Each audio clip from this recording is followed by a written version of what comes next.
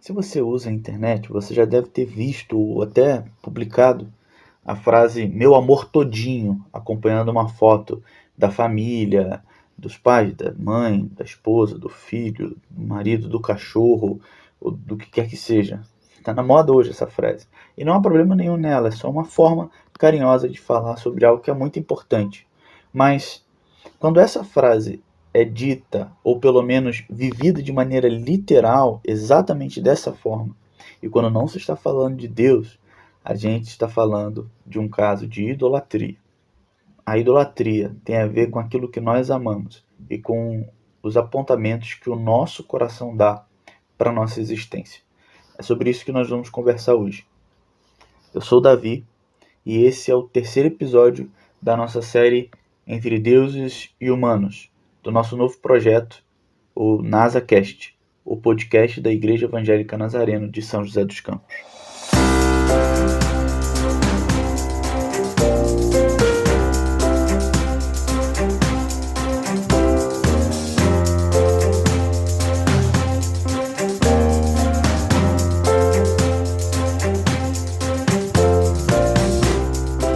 Bom, no primeiro episódio nós falamos sobre o que é idolatria. Então, falamos que idolatria não é um pecado dos outros, é um pecado que diz respeito a nós, povo de Deus, especialmente, apesar de não só.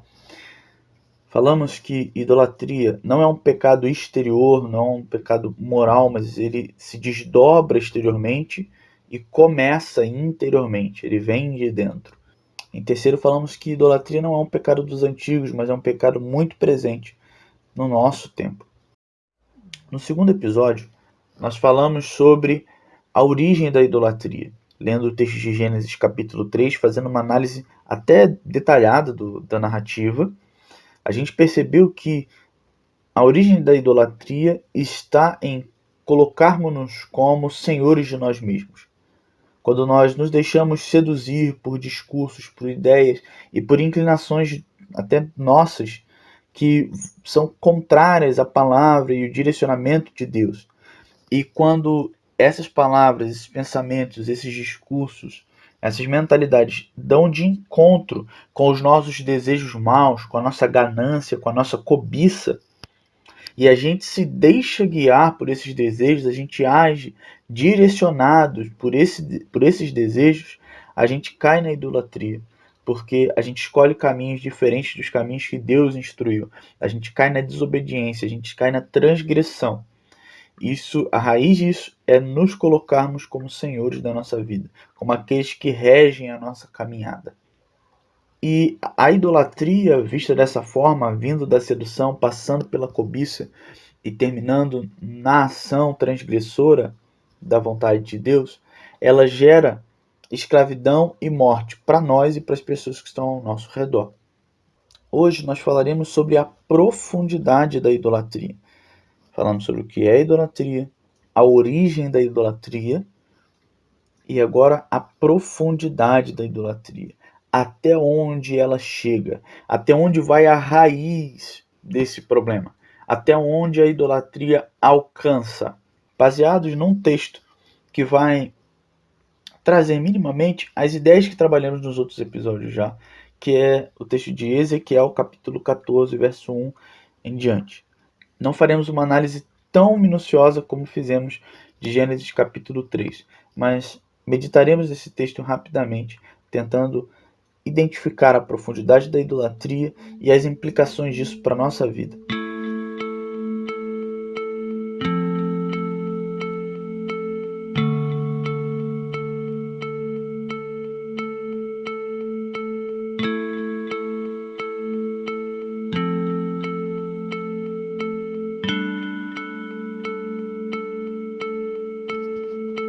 Algumas das autoridades de Israel vieram e se sentaram diante de mim.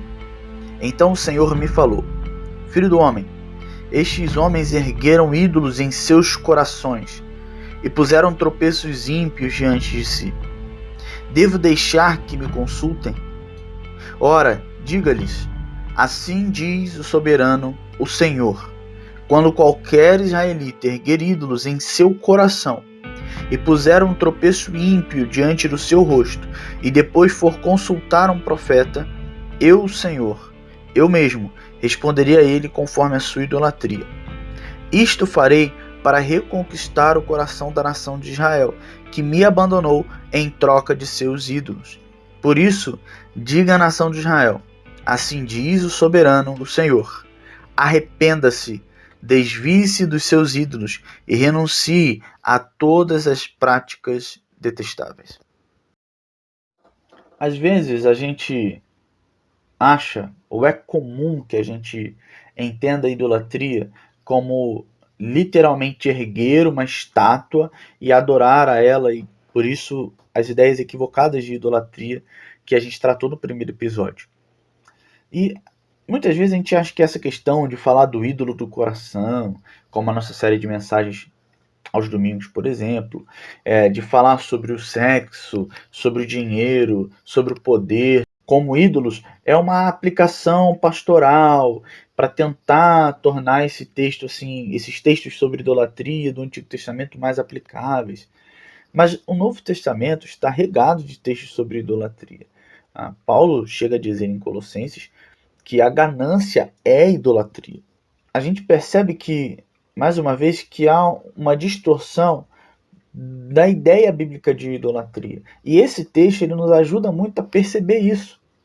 O que já falamos algumas vezes, a idolatria, ela é também quando nós erguemos ídolos, imagens de escultura exteriormente, mas ela acontece primariamente no coração do homem, no coração do ser humano.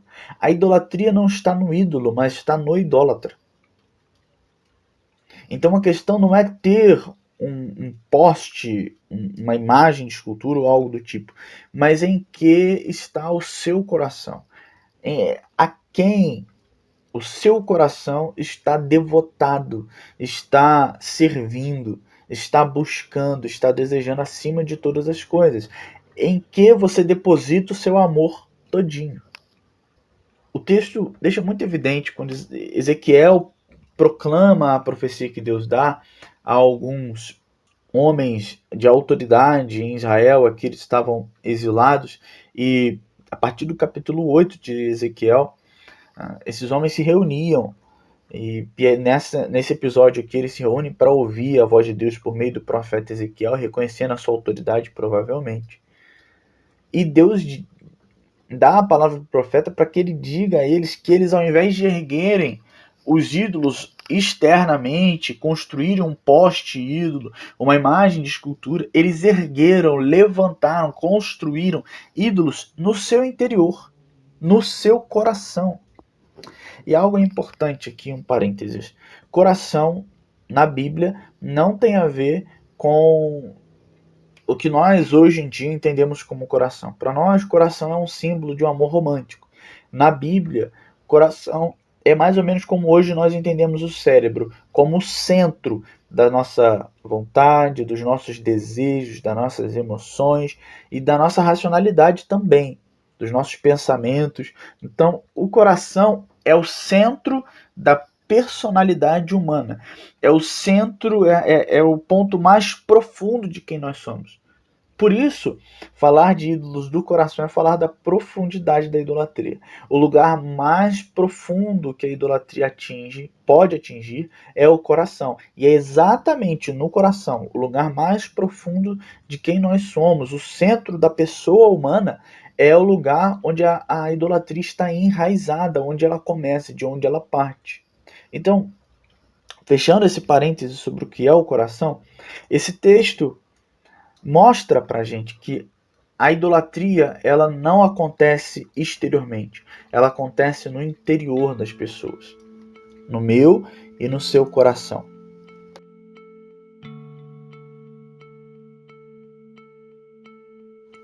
Muitas vezes nós somos como esses sábios de Israel, esses homens de idade que exerciam autoridade sobre Israel no período do exílio. Nós adoramos a Deus exteriormente, nós participamos dos cultos, nós vamos às reuniões nos lares, nos pequenos grupos, nós cantamos louvores, nós nos identificamos como cristãos no trabalho, nós dizemos que a nossa família pertence ao Senhor e tudo o que um crente precisa fazer, nós fazemos, assim como esses homens. Mas no nosso coração, na verdade, nós somos idólatras. Na verdade, no nosso coração, apesar de na nossa vida fazermos aparentemente tudo que um cristão deve fazer, tudo que um filho de Deus deve fazer, tudo que alguém que é fiel a Deus, como a esposa ou o marido deve ser fiel ao seu cônjuge, no nosso coração nós entregamos a nossa fidelidade, a nossa devoção, a nossa lealdade, o nosso desejo a alguém que não é Deus. A algo que é bom, mas que não deveria substituir a Deus. João Calvino certa vez disse que o coração humano é uma fábrica de ídolos. Nós somos especialistas em erguer ídolos no nosso coração.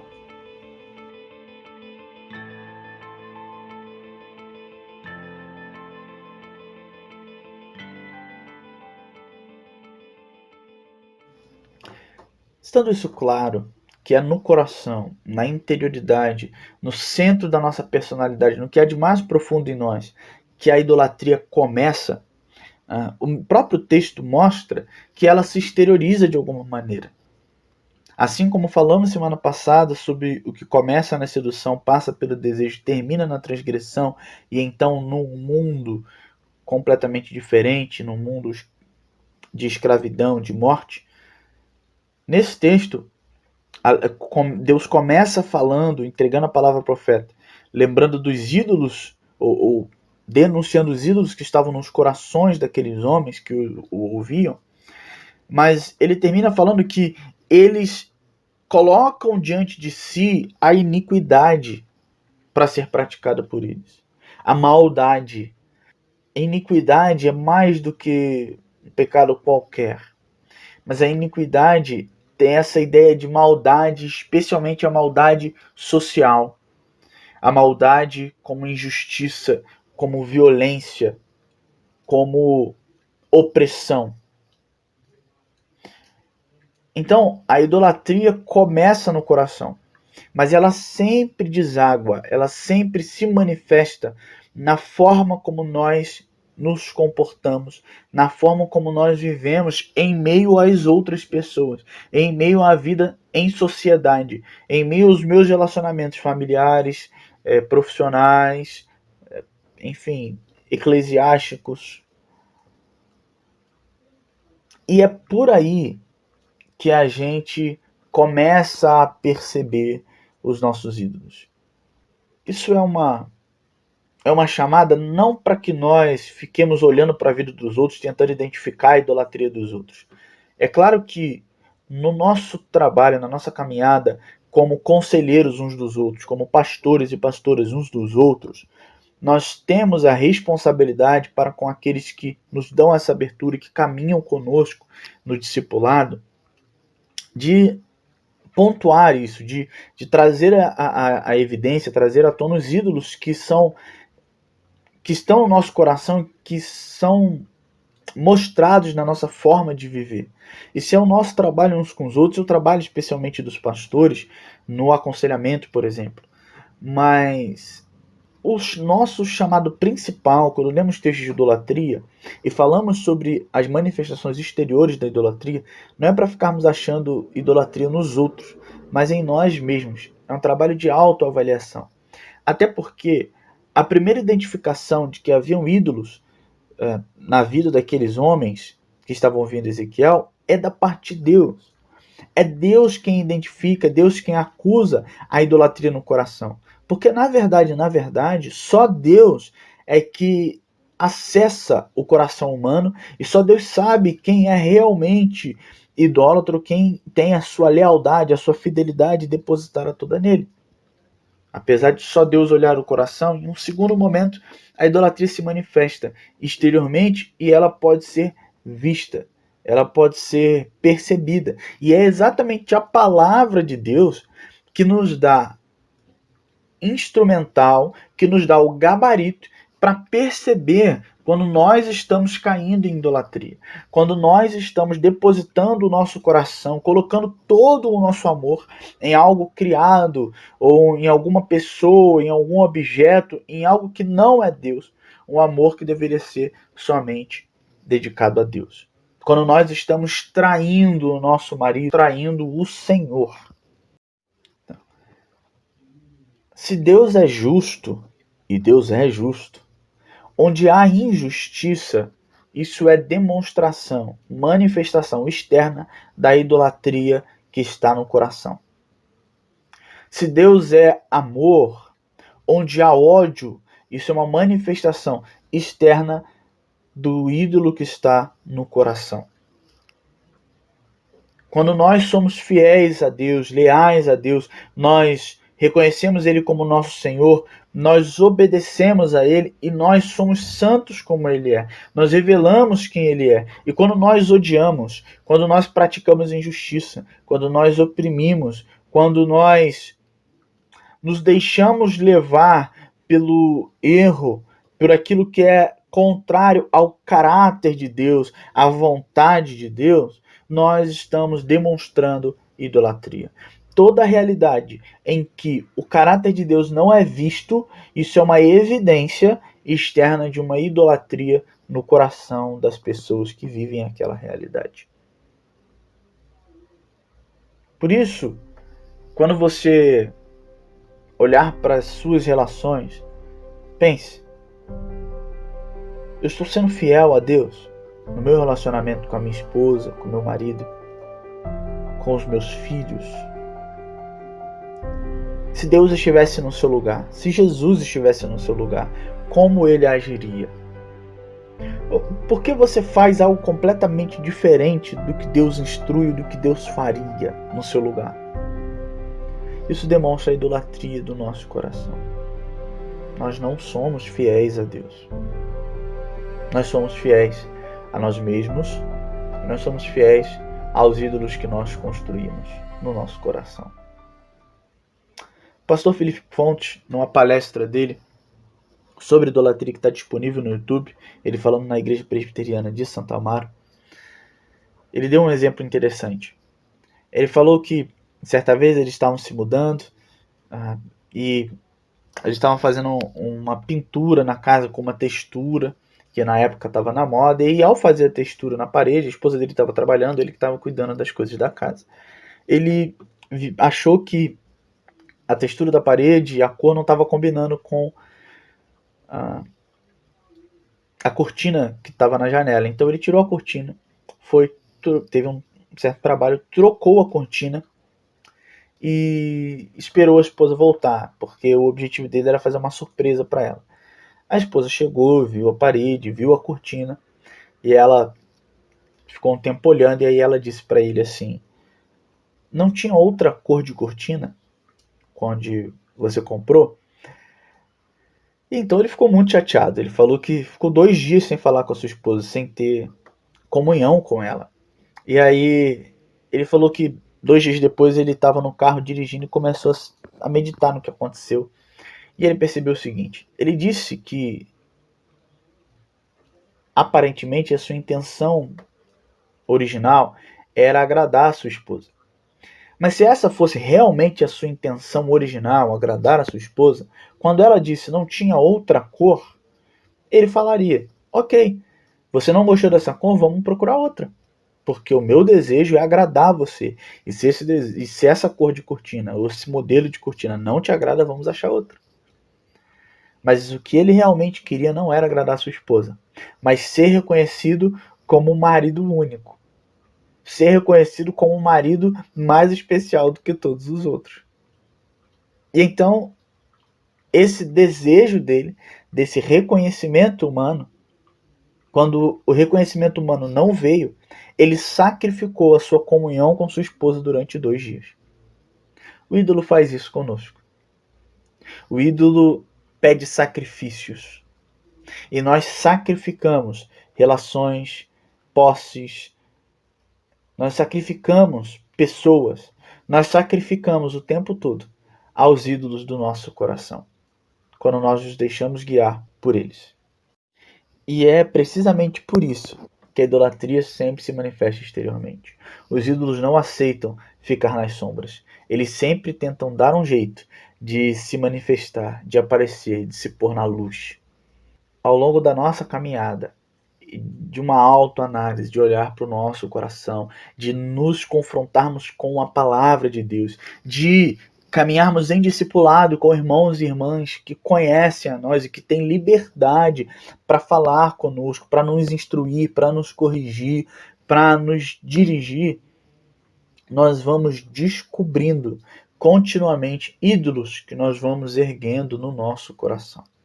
Nós precisamos dessa caminhada com a palavra de Deus, com os irmãos e irmãs, essa caminhada de autoanálise constante, de oração, de nos colocarmos diante de Deus e de olharmos para a nossa vida, para a nossa caminhada, para percebermos os ídolos que guiam a nossa vida. Não porque Deus vai ficar chateado com a idolatria, porque, em primeiro lugar, sim, isso é uma traição do Deus verdadeiro que cuida de nós, que nos ama e nos liberta. Mas porque isso se torna caminho de escravidão, de morte. Isso se torna caminho de destruição, porque nós vamos começar cada vez mais a sacrificar para com esses ídolos. Sacrificar em oferta a esses ídolos, as nossas relações, as pessoas que nos rodeiam, as nossas posses. A solução que o texto nos dá é exatamente o arrependimento. Nós precisamos de autoanálise, de reconhecer a idolatria e nos arrepender.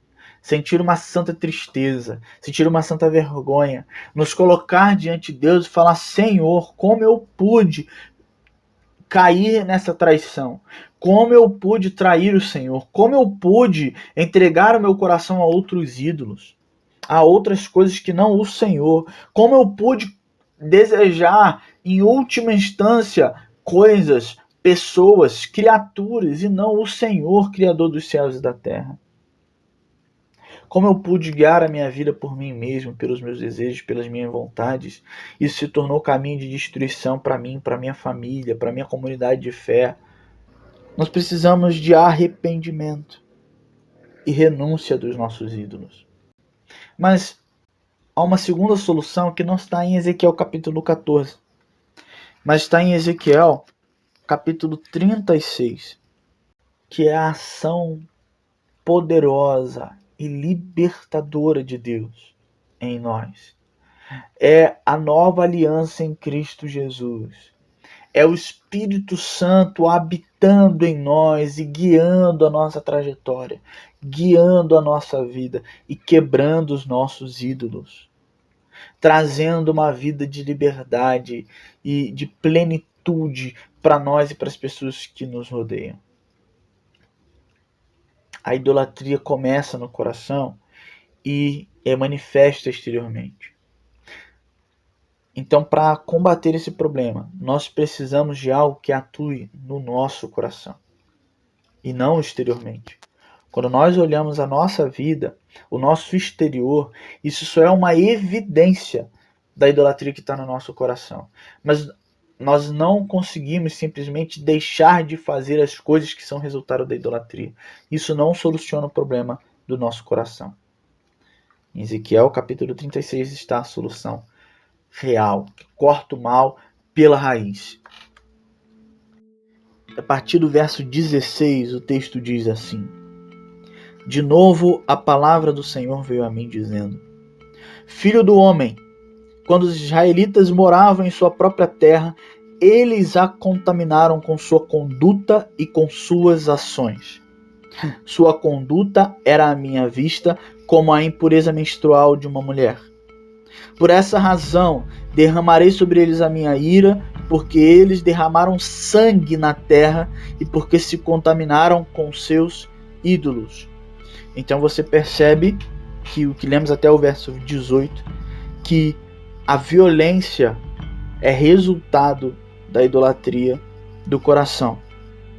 A partir do verso 23, o texto diz assim: Mostrarei a santidade do meu santo nome, que foi profanado entre as nações, o nome que vocês profanaram no meio delas. Então as nações saberão que eu sou o Senhor. Palavra do soberano, o Senhor, quando eu me mostrar santo por meio de vocês, diante dos olhos delas.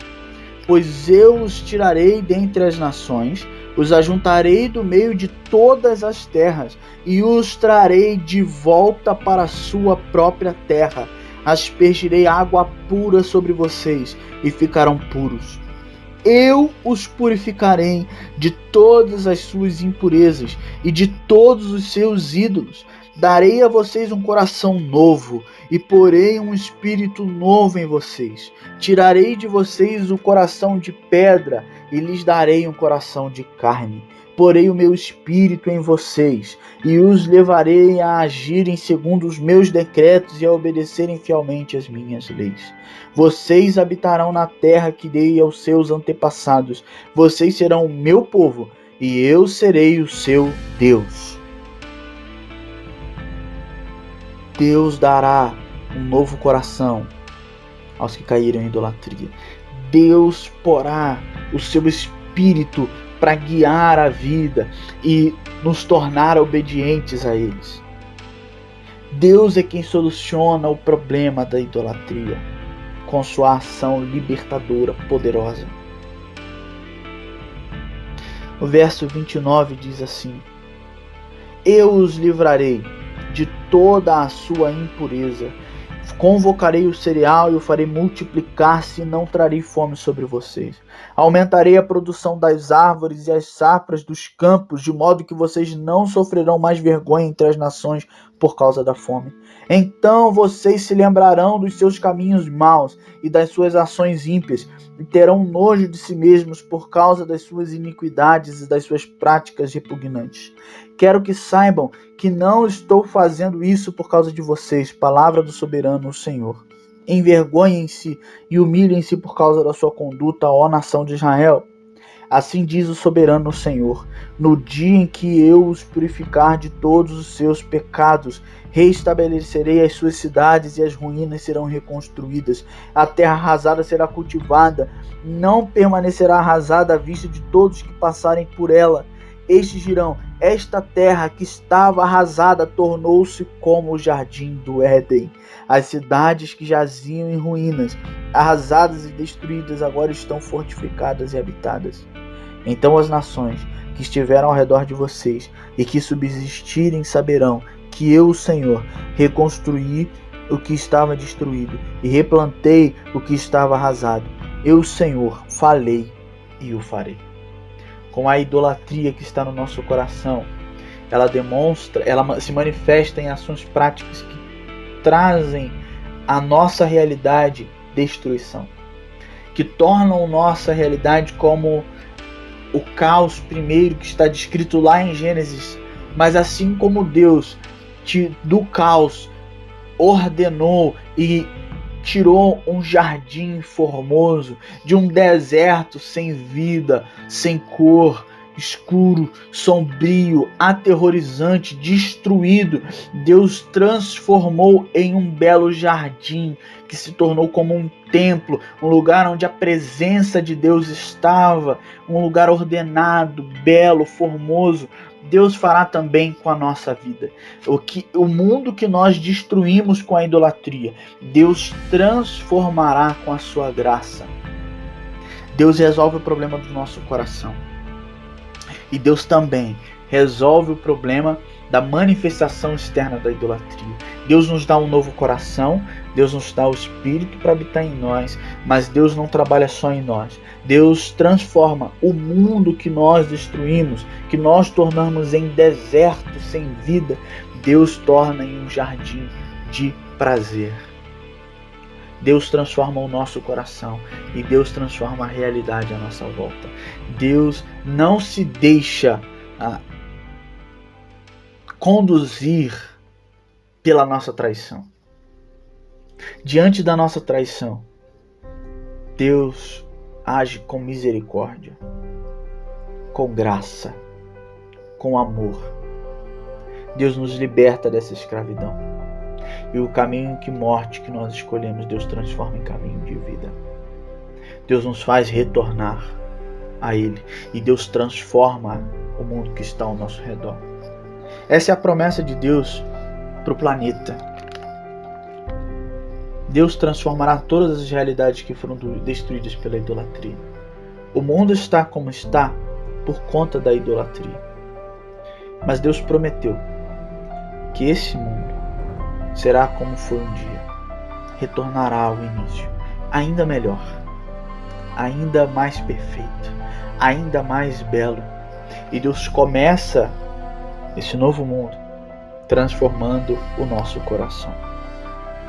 Por isso, ao reconhecer a idolatria na sua vida, e é importante que você reconheça, não se deixe cair na culpa e se diminuir durante muito tempo.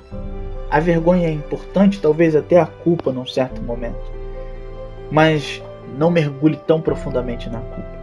Confesse o seu pecado, confesse a sua idolatria, coloque o seu ídolo, o seu coração, a sua vida diante de Deus, porque Ele reconhece a nossa idolatria e a responde com misericórdia.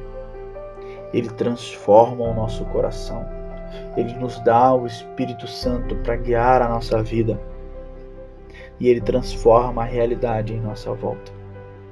Ele reverte o mal da idolatria no nosso interior e no nosso exterior. A idolatria está profundamente enraizada na nossa vida e na nossa sociedade.